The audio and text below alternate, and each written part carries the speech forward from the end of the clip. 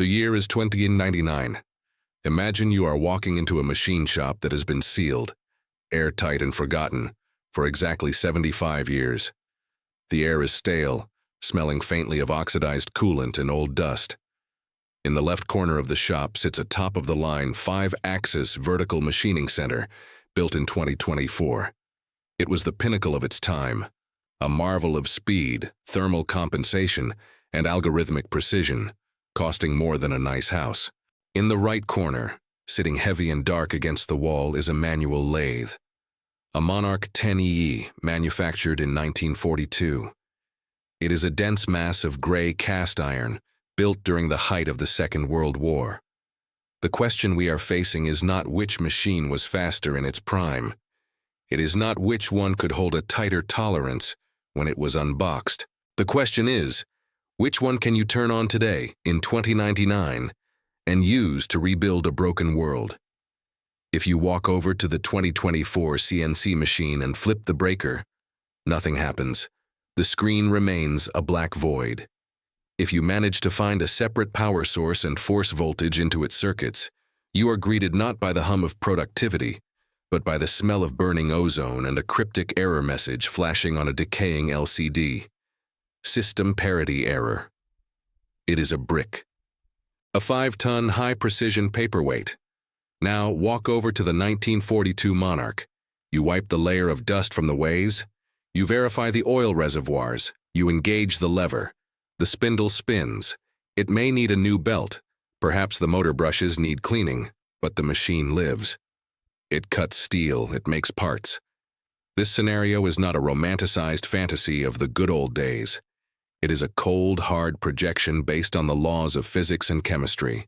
It is a story about the divergence of two industrial philosophies, the mechanical durability of the mother machine versus the inherent mortality of the black box. To understand why the future belongs to the past, we have to perform a forensic autopsy on the technology of today and a historical reconstruction of the technology of yesterday. We need to look at the entropy of silicon, the chemical decay of capacitors, and the legal shackles of software, and contrast them with the near immortality of seasoned cast iron and hand-scraped geometry. This is the investigation into the survival of the fittest machines. To understand the stakes, we must first define a term that has largely vanished from the modern Western lexicon, but remains a reverent concept in Japan and among the old guard of American industry: the mother machine. A mother machine is not just a tool, it is a progenitor. By definition, a mother machine is a machine tool capable of producing other machines, including the components to replicate itself. Historically, the lathe is the king of machine tools because it is the only machine that can generate a true cylinder, a true flat, and a true screw thread from raw stock without relying on external masters. This recursive capability is the genetic marker of survival. A manual lathe possesses systemic independence. If the lead screw on a Monarch 10EE wears out in 2099, a skilled machinist can use that very lathe, or another manual lathe next to it, to turn and thread a new lead screw. The repair loop is closed within the walls of the shop. It requires steel, energy, and skill. Nothing else. Now apply this test to the CNC machine. If the central processor or the motion control card fails in 2099, can the machine reproduce it? Can it mill a new microchip? Can it solder a new multi-layer circuit board? No. The repair of a CNC machine relies on a global hyper-complex supply chain that includes semiconductor fabrication plants, photolithography steppers, global logistics networks, and software licensing servers. In a 2099 scenario, where those supply chains have fractured, or where the original manufacturer has long since gone bankrupt, the CNC machine loses its independence. It becomes an orphan, cut off from the life support system it needs to survive. This is why agencies like NASA and the Department of Defense, despite having budgets that allow for the most advanced technology on Earth, still maintain pristine examples of manual machinery in their deepest maintenance depots. In the jet propulsion laboratory, or aboard a submarine tender, when a repair is critical and the digital supply chain is unreachable, The manual machine is the ultimate failsafe. It is the cockroach theory of industrial planning. In the event of a catastrophe, the simple, robust organism survives while the complex, specialized dinosaur perishes. Let's look closely at the survivor, the Monarch 10E. To understand why this specific machine will likely outlive the building it sits in, we have to look at its birth. It was introduced in 1939, right as the world was catching fire.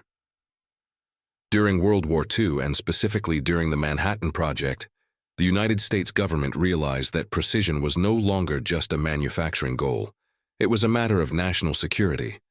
The Monarch 10EE was the machine chosen to machine the uranium and plutonium cores for the atomic bombs. Because of this strategic importance, the development and production of these machines were funded with what was effectively a blank check. The engineers were not told to make it profitable. They were told to make it perfect. They were told to make a machine that could hold tolerances in the tenths, 10,000ths of an inch, all day, every day. The result was a level of over-engineering that is economically impossible to replicate today. The heart of this longevity lies in the metallurgy. The bed of a Monarch 10EE is cast from a specific grade of high-tensile gray cast iron. But it wasn't just cast and machined, it was seasoned. In the mid-20th century, it was common practice to cast these massive iron beds and then leave them outside in the storage yard for a year or more. They would sit through the freezing winter snows and the baking summer heat. This process, known as natural aging, allowed the residual stresses inside the metal, the internal pushing and pulling created as the molten iron solidified, to work themselves out naturally. The iron relaxed. It reached a state of thermodynamic equilibrium. A machine bed that was seasoned in 1942 is geologically stable today. It has stopped moving. Contrast this with modern machines, where the iron is often poured, cooled rapidly, and machined within days to meet just-in-time delivery schedules. These modern castings are still fighting internal battles, warping microscopically year after year. The 1942 Monarch in 2099 will be straighter and more stable than it was the day it was bought. It is like a fine violin. The material improves with time, but the iron is just the skeleton. The soul of the manual machine's longevity is in its geometry, specifically in the tribology of its sliding surfaces, the ways. If you look closely at the ways of a high-end manual machine, you will see a pattern of half-moon marks. This is not a machine finish. This is the signature of hand scraping. Hand scraping is an artisanal process where a master craftsman uses a carbide-tipped hand tool to remove microscopic amounts of metal from the surface. The goal is not to make the surface perfectly smooth. If two perfectly smooth steel surfaces slide against each other with oil between them, the oil gets squeezed out, and you get a phenomenon called stick slip or stiction. The two metals momentarily weld together, then break free, causing a jerky motion. This is the enemy of precision. The scraper creates a specific topography, high spots, which are the bearing points that carry the load, and low spots, which act as oil reservoirs. This creates a hydrostatic bearing. The carriage floats on a film of oil. This drastically reduces wear. But more importantly for our 2099 projection, scraping represents the ultimate right to repair. If the ways on a CNC machine with linear guide rails wear out, you must buy new rails from the manufacturer. If the manufacturer is gone, you are out of luck. But if the ways on a manual lathe wear out, a human being can re-scrape them. It is a slow, laborious process, requiring nothing more than a hand tool, some blue ink to check the contact points, and a reference straight edge. A skilled human can restore a 150-year-old lathe to better than factory accuracy using only hand power. This capability to restore geometry without electricity or computers is the superpower of the manual paradigm. Now we must turn our attention to the victim, the modern CNC machine. If the manual machine is defined by physics and metallurgy, the CNC machine is defined by chemistry and quantum mechanics. And this is where the story turns tragic. The Achilles heel of every modern electronic device, from your smartphone to $1 million 5-axis mill, is a component that costs less than $1, the aluminum electrolytic capacitor. These capacitors are ubiquitous. They are in the power supplies that convert AC to DC. They are in the servo drives that control the motors. They are on the motherboards. Inside each of these small aluminum cans is a liquid electrolyte, a chemical bath that allows the component to store energy. But this liquid has a fatal flaw. It evaporates. This evaporation process is governed by the Arrhenius equation, a formula from physical chemistry that describes how reaction rates increase with temperature. The rule of thumb in electronics engineering is that for every 10 degrees Celsius rise in operating temperature, the life of a capacitor is cut in half. Even in a machine that is turned off, the electrolyte slowly diffuses through the rubber seals. It dries out. When the electrolyte dries, the capacitor loses its capacitance. Its equivalent series resistance, ESR, skyrockets. It stops acting like a storage tank and starts acting like a resistor. It heats up.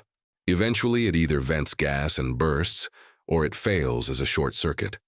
When a capacitor in a CNC power supply shorts out in 2099, it doesn't just stop working. It often takes the rest of the circuit with it, frying the transistors, the control chips, and the logic gates. In 2099, finding a replacement capacitor might be possible if basic electronics manufacturing still exists. But the damage caused by the capacitor failure often destroys proprietary components that have been out of production for half a century. The CNC machine commits suicide by chemistry. It gets worse. Even if the capacitors are replaced, the CNC machine faces the threat of bit rot and digital amnesia. The operating system and the parameters that tell the machine how to move are stored on memory chips, EPROMs, EPROMs, or flash memory. These chips store data by trapping electrons in a floating gate, a microscopic prison insulated by silicon dioxide. But quantum mechanics tells us that insulation is never perfect. Over decades, the electrons can tunnel through the insulator. They escape. Slowly, the charge that represents a 1 leaks away until it reads as a 0. This is bit rot. In a JPEG file, a flipped bit changes the color of a pixel. In a machine control system, a flipped bit changes an instruction code. The checksum fails. The machine refuses to boot. Furthermore, many CNC machines, particularly those with FANUC controls, which are the industry standard, rely on battery-backed memory, SRAM, to store critical machine parameters, the exact backlash compensation, the home positions, the tool change alignment. These systems rely on a standard battery to keep that memory alive when the machine is turned off. The manufacturer recommends changing this battery every year. To keep a 2024 CNC machine alive until 2099, you would need to successfully change that battery 75 times in a row without ever letting it die, and without ever letting the machine sit unpowered for too long. If you miss one cycle, if the machine sits in a warehouse for 5 years, the battery dies. The memory is wiped. The machine wakes up with amnesia. It doesn't know it's a lathe. It doesn't know where its limits are. Without the original parameter backup file, which was likely on a USB drive that corrupted 40 years ago, or on a cloud server that was decommissioned, the machine is brain dead. Then there is the issue of the black box. In the 1940s, a motor drive was a collection of copper wires, iron cores, and maybe a vacuum tube or two. You could see how it worked. You could rewind a motor. You could replace a tube. Today, the servo drives that move a CNC machine are controlled by ASICs, application-specific integrated circuits. These are custom computer chips designed by the machine builder, like FANUC, Siemens, or Mitsubishi, specifically for their equipment. They are proprietary. There is no data sheet available to the public. You cannot buy them from an electronics distributor. To prevent intellectual property theft, these chips are often potted in epoxy or encrypted. If one of these chips fails in 2099, you cannot fix it. You cannot engineer a workaround because you don't know what the chip was doing inside. The logic is locked away in a silicon tomb. The machine is held hostage by its own complexity. This leads us to the most cynical yet realistic threat to the longevity of modern machinery: corporate control and the death of ownership. We are moving into an era where you don't buy a machine, you subscribe to a service. Look at the trajectory of companies like Haas Automation or DMG Mori. Modern machines are increasingly equipped with activation codes and Ethernet connections. A Haas machine, for example, requires an activation code to run. Ostensibly, this is to ensure that the user pays their lease, or to prevent the machine from being exported to a sanctioned country. But it introduces a kill switch. If the machine's internal clock passes a certain date without a handshake from the central server, it locks up. It brick itself. In 2099, where's the Haas activation server? Is the company still in business? Has the internet protocol changed so much that the machine can't phone home? We are seeing the rise of software as a service, SaaS, in hardware. DMG Mori's Payzar model allows you to pay per spindle hour. It's efficient for cash flow today, but it is a disaster for preservation. A machine that requires permission from a remote server to operate is a machine with an expiration date. It introduces counterparty risk. Your ability to cut metal depends on the solvency and goodwill of a corporation that may not exist in the future. Contrast this with the Monarch 10EE. It has no Ethernet port. It has no GPS. It has no activation code. Once you buy it, you own it. It is indifferent to the geopolitical or economic state of the world. It doesn't care if the internet is down. It doesn't care if the power grid is fluctuating, provided you have a basic motor generator. It only answers to the laws of physics and the hand of the operator. It is a sovereign entity. So, is there any hope for the CNC machine in 2099? Is the beautiful 5-axis mill destined for the scrap heap? There is one path to survival, but it requires a radical transformation. It requires the ship of Theseus approach. For a CNC machine to function in 2099, it will likely have to be lobotomized. The iron, the casting, the ball screws, the linear rails, if they haven't corroded, might still be sound. But the proprietary brain must be ripped out. The Fanuc control, the Siemens drive, the proprietary encoders, all of it goes in the trash. In their place, the machinist of the future will have to install an open architecture control system. We see the seeds of this today in the retrofit community. Enthusiasts take older industrial CNCs with dead brains and retrofit them with Linux CNC or Centroid controls. Linux CNC is open-source software that runs on standard, consumer-grade computer hardware. By converting the machine to run on open software and generic hardware, you decouple the iron from the tyranny of the original manufacturer. If the control computer dies in 2099, you replace it with whatever computing device is available then. The software is free and exists in the public domain. It cannot be deactivated. It cannot be lost. But consider the irony of this solution. To save the high-tech machine of the future, you have to strip it of its unique, smart features and reduce it to a dumb mechanical puppet controlled by a generic brain. You have to make it more like the manual lathe, understandable, modular, and independent. And this process is expensive and difficult. It takes hundreds of hours of engineering time to reverse engineer the wiring, adapt the new drivers, and tune the servo loops. It is only worth doing for machines with exceptional, good iron. The cheap, light-duty commodity CNCs will not be worth the effort. They will be discarded.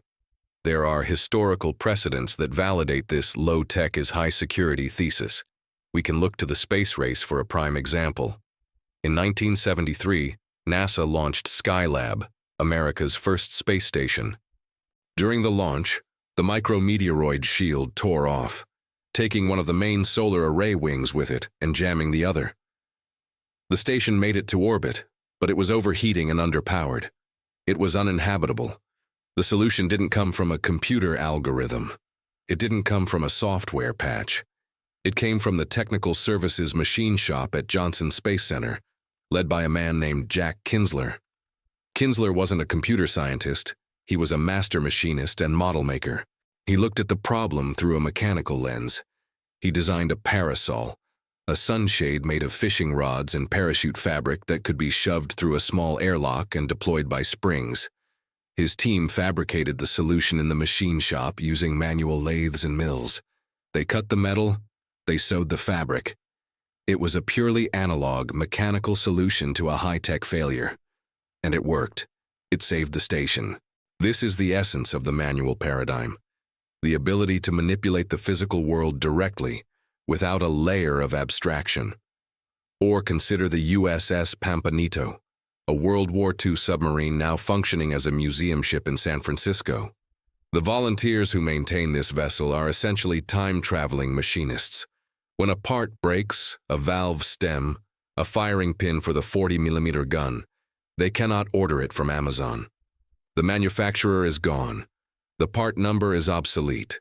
They have to make it. The submarine has its own machine shop, cramped into a tiny compartment, equipped with a manual lathe and a small mill. Using these tools, they can fabricate almost anything the ship needs. They are keeping a complex machine of war operational 80 years after it was built, purely through the application of manual machining and reverse engineering. They are living the 2099 scenario today. So let us return to our hypothetical shop in 2099. We have our verdict. The Monarch 10EE manual lathe will be working. It may need the dust wiped off. It may need the oil lines flushed. If its original vacuum tube drive has finally failed, it will have been bypassed and replaced with a simple modern motor controller. Because the motor is just a motor. The iron will be true. The gears will mesh. The machine will be ready to make parts the moment power is applied. It survives because it is simple, because it is robust, and because it respects the sovereignty of the operator. It is a tool that asks for nothing but skill. The 2024 CNC machine will be dead. Its capacitors will be dried husks. Its memory will be blank. Its activation server will be a 404 error. Its proprietary chips will be unsourceable silicon bricks. Unless a dedicated engineer has spent months gutting it and rewiring it with an open-source brain, essentially turning it into a zombie cyborg, it will be useless. It will be a monument to the era of disposable complexity. The lesson for the machinist, the engineer, and the industrialist is clear. Complexity is a loan that you take out against the future. Eventually, the bill comes due. Digital systems offer incredible speed and capability in the short term, but they are fragile. They are built on a foundation of shifting sand, changing standards, decaying chemistry, and ephemeral licenses. Analog systems, built on the foundation of geometry, mass, and mechanics, are patient. They are built on bedrock. In the long game of centuries, iron beats silicon. The machines that will rebuild the world in 2099 will not be the ones that can think or connect to the cloud.